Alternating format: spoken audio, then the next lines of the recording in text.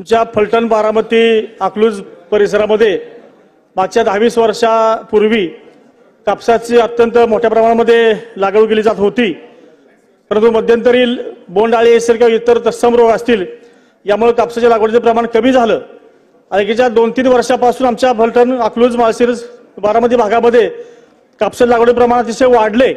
जवळजवळ फलटणमध्ये 1000 ते 1,500 हेक्टर पेक्षा अधिकचा कापूस लागवड झाली।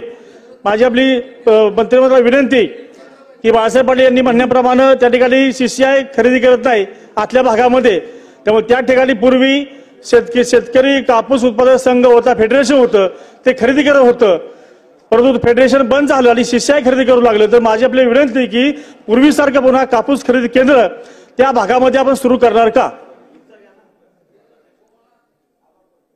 निश्चित सजेशन फॉर ऍक्शन। शेवटचा प्रश्न राजेश पवार।